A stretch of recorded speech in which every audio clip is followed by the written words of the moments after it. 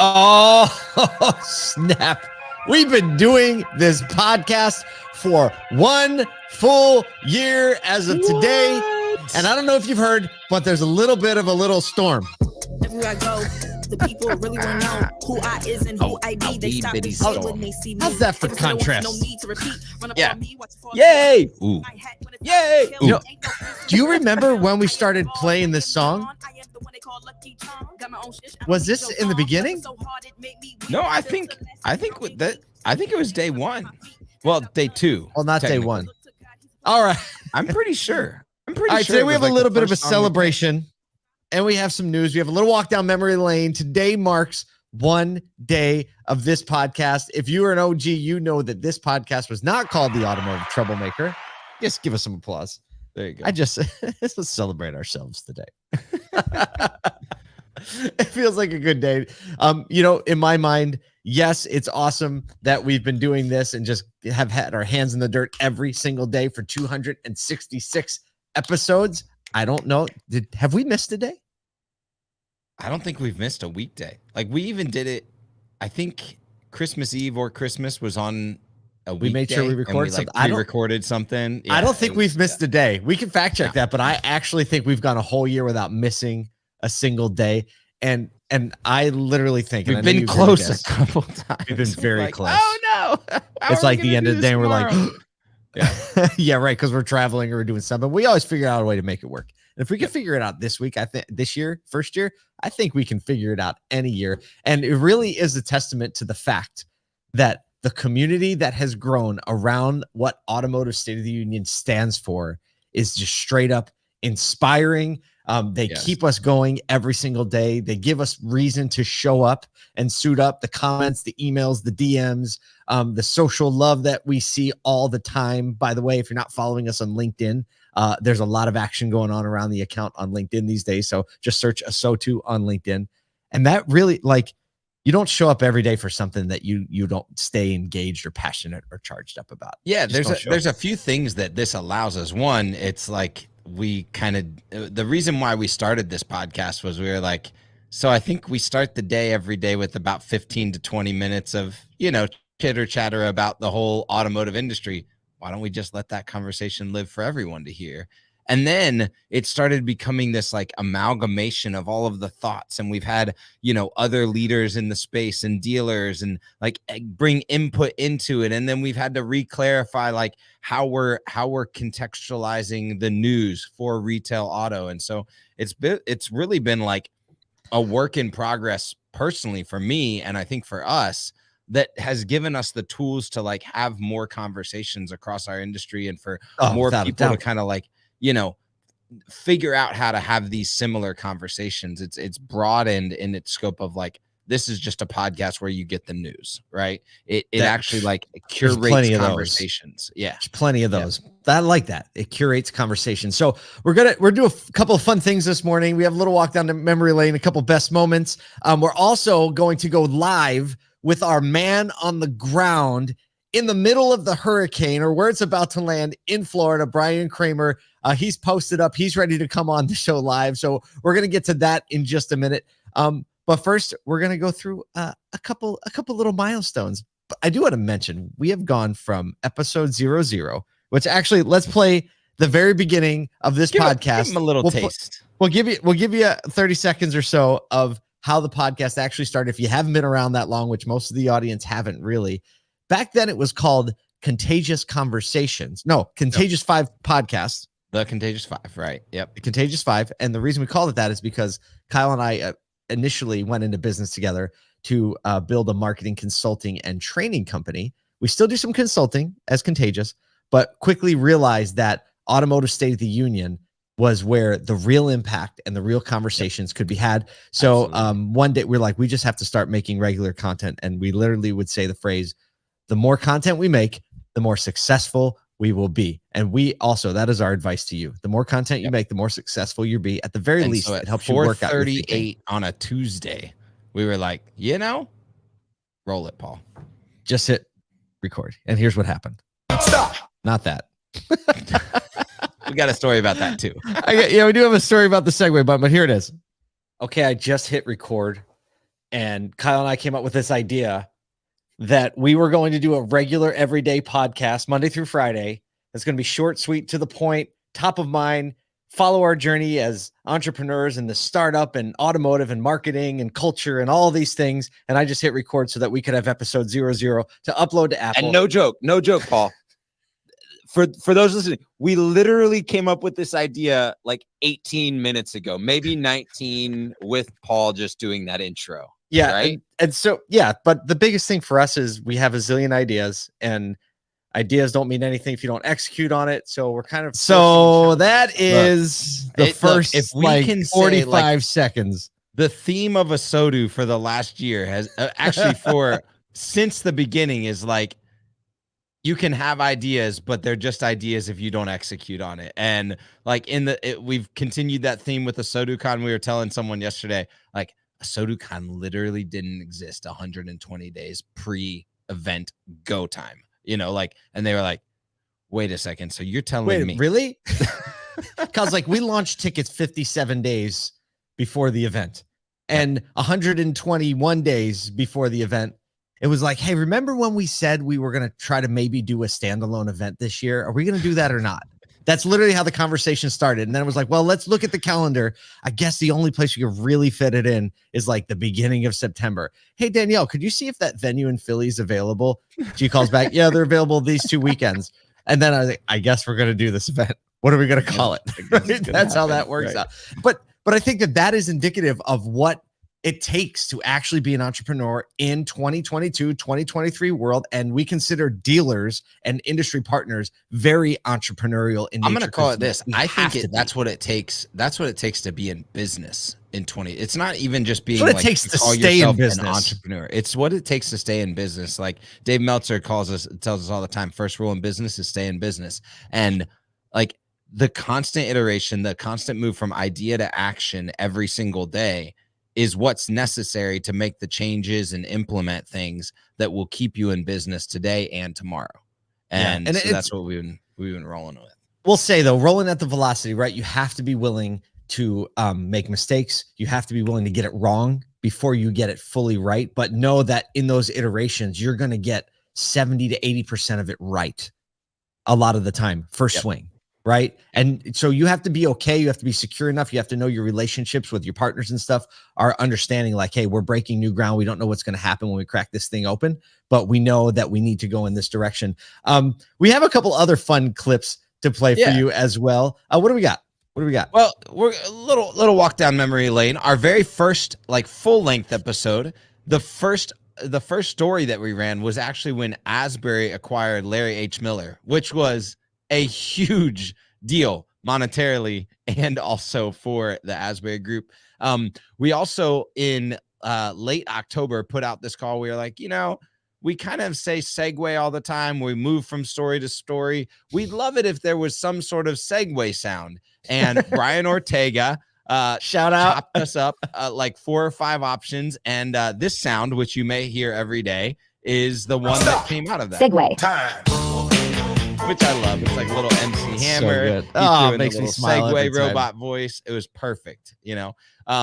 We have kind of like 2 first video episodes. Our first official video was we were in Chicago for the Dealer Inspire and Joe Chura's refuel event, and Miles was along for the ride, and we were in what was it, a JW Marriott outside of I think it's the Sheraton. The Sheraton. It's right outside, it's the airport that is kind of a part of O'Hare International Airport. So you can walk out the front door and then walk into the hotel. So that's the first time we set up video cameras. Miles chopped up an edit in a car on the way to lunch, and then we dropped a 10-minute podcast. It was so cool, like just to watch him do his thing, and then our first like live stream video, in a similar format to that what we're doing it now, was January 3rd of this year. So that was fun.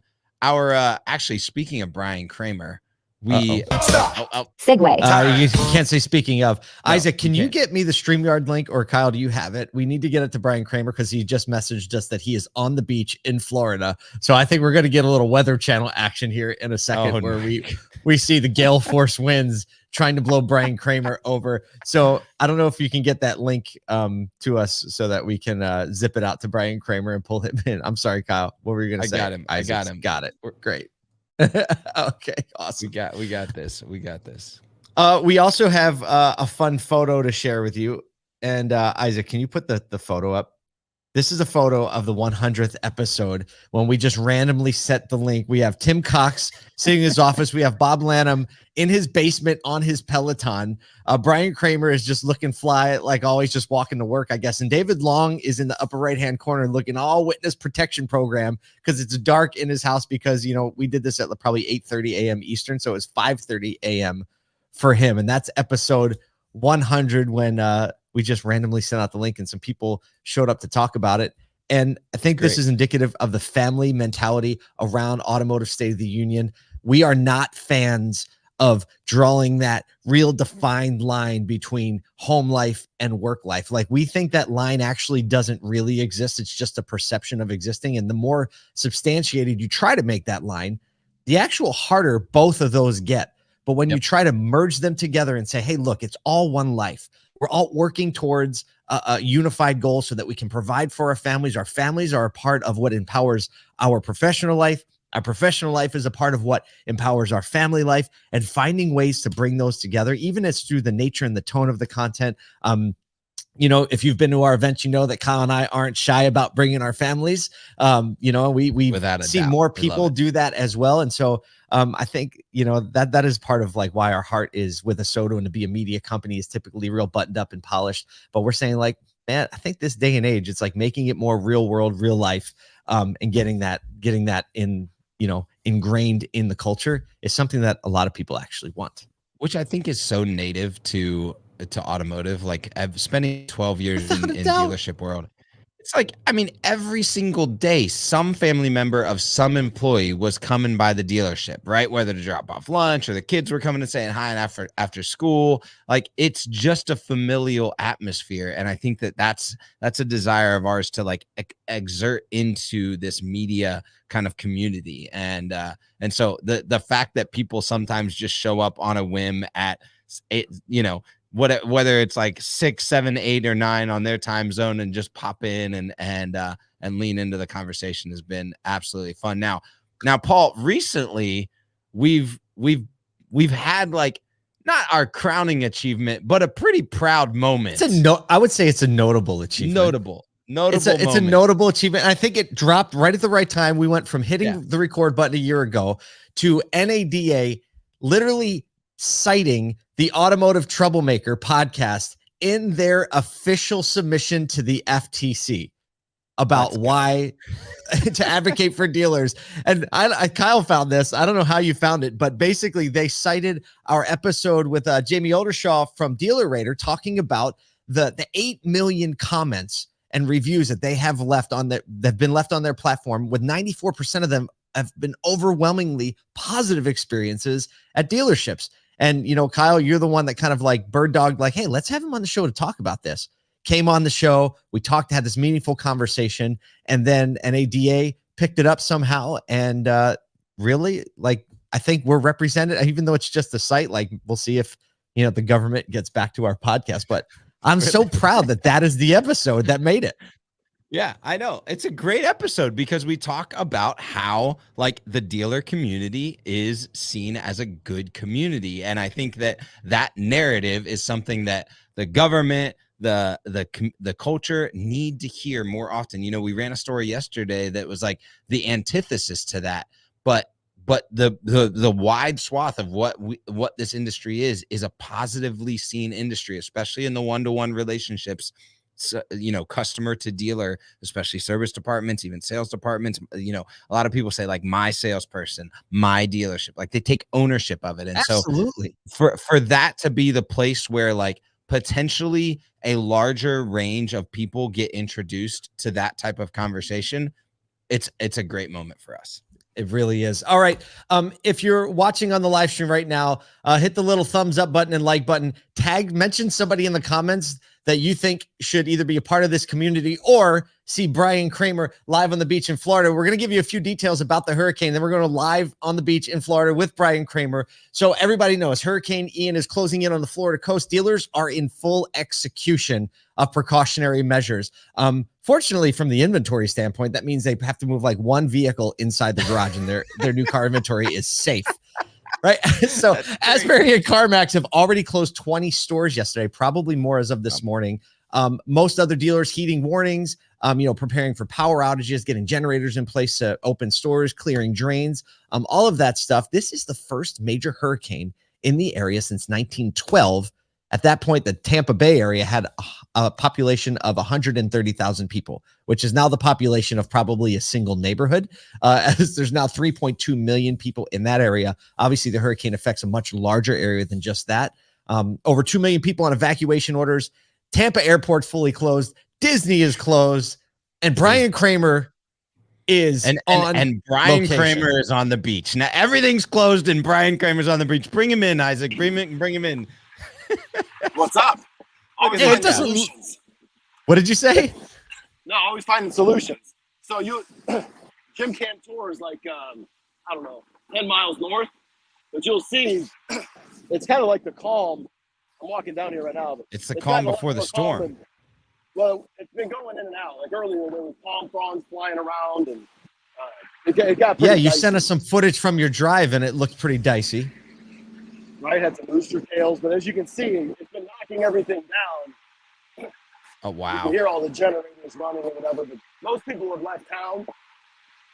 I'm just heading down to the beach right now just to see what it looks like down there. Where are you? So you're in Tampa? No, I'm in Naples. Oh, I'm in veered over, so it's supposed to hit just north of here. Got It's you. gonna hit here. Wow. So you're just hunkering down. You're hunkering down. You're on your way. How far are you from the beach? 3 miles. Well, I mean, I live 3 miles from the beach. I'm like about, I don't know, 100, actually about 30 yards from the beach. So We're gonna see There's how what some do you see? serious waves down there. Are there any crazy surfers out? One just left. Actually, it was one like at the end of Point Break. Like that massive wave. That dude came out and he had like a shell-shocked look on his face. He's like, I made it out alive. Okay, I'm leaving, boss. And it was like, I give him like that look. I'm like, and he just gave me in the head nod, like, oh yeah. Oh yeah, we know what's going on. So what He is got back in his truck and as far as all your friends in the area that have stores, what is the general vibe like? What are the dealers doing? What are they doing for their people? How, what's going on? So most of them closed yesterday between 11 and 1 o'clock. Down here, you put all the inventory up. If you hopefully got a parking garage, so you put all the now it's coming. You put all your inventory up on the top of the parking garage. That way, if a storm surge comes in, which is probably going to happen based on what I'm seeing, it's coming in high tide. So Irma, we were lucky because it came in at low tide, so it had 170 mile an hour winds, but the damage wasn't so. Oh yeah, this is all. The beach is gone. I'm about to turn this around. So Irma, turn around. Let us see. 157, 174 miles. Oh wow! So that's the beach. Isaac, put that But full this is screen. the Gulf. This is. Yeah, so you can't even get out to the beach. Water's already up. No, it's already. But this is. I've never seen the Gulf look like this. Oh, that's the Gulf. This is Right. This is the Wow, Gulf. that's like full Atlantic. Yeah. No wonder that surfer looks stunned. Yeah, there's huge. I mean, that's a horrible idea to do that. I mean, beyond horrible. And you can see all the carnage back here of all the whatever's been going on. But so they put all their inventory up on a roof. You try to get as much gas as possible because everybody's going to run out of fuel. And then the power goes out, which the power is already gone down here. Mm-hmm. So there's no electricity. So you set up like a text waterfall group. Actually, I got a call earlier from John Germain, just checking on me. Even though I don't even work over there anymore, still going through the process and checking on everybody, so, which was very cool. But that's what they do. It's all about massive communication at this point. What is the current time estimate for when it's going to make landfall and things are going to get the worst? It should be, well, it's building now. 1 o'clock until 8 p.m. is going to be like the height of it. But they said it can keep going past that. It's up to a category 5 now. Wow. Let me see if I can get further down here. Oh, wow. So that's going to bring all the wind, all the damage and shit.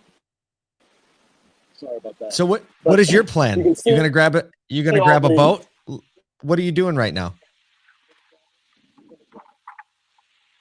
Oh, we're having some connection issues. It looks like I don't have my paddleboard with me. Let me get back up. He said I don't have my paddleboard. But That's so great. it'll start buffering just because there's not much cell service. Good news is most people were smart and they left, yeah. so they don't have to deal with all this stuff. But Brian, you're not most people. But you'll see that something like this. Actually, I was telling John Germain earlier, the 17 Hurricane Irma really was the best thing that ever happened to us at that store. It brought the whole team together. We had to communicate. We had no power afterwards. We had to find solutions. We were calling customers. It was kind of like during the beginning of COVID, right? We were taking cars to customers, picking them up. We had the Red Cross coming through. We're bringing them water. We were letting anybody use the facility. It was like really, it brought the team together. There was no electricity for 10 days, right? But people were still voluntarily coming to work. So you've got people that couldn't shower. We're down here showering on like these beach showers, right? So you take swim trunks and you'd come down here and there'd be you see Range Rovers and McLarens and everybody was just this, everybody's the same at that point, it's private. So everybody come down here, everybody's good, there's no makeup, women can't do their hair. But we came in and we got it done and got people that were down here out of town getting their cars serviced, getting it fixed. And that's really like what you guys were just talking about in the last segment. That's really what it's all about. Those are the stories that don't ever get told. Somebody trying to make it back to Ohio, somebody trying to make it back to New York that's stranded down here with all this stuff because they don't realize what's going on, and the dealerships get them back up and running and get them on their way. Wow. Yeah, never hear those stories. Honestly, it's really strange. Well, we know that there are going to be a lot of those stories generated. So if you hear any of them, point us in the right direction. If you listening or watching know any of those stories, also just send them through crew@asotu.com and we'll make sure that we can talk about them and help out however we can. Brian, we're going to continue to check in with you throughout the storm. So you are now our official on-scene correspondent. Maybe if you get a little more dramatic and pretend like you're falling over, you might even have a chance to be a Weather Channel correspondent at some point. Right. Live from ground zero, baby. Yeah. Just act like it. You act like you're falling over and then you see like the mom pushing the baby in the stroller behind you. That's great. Thanks for coming on, Brian, and giving us the behind the scenes look. Stay safe out there. Yeah. We'll talk to you soon, my friend. Oh, he gone. He was already gone. The buffering stopped.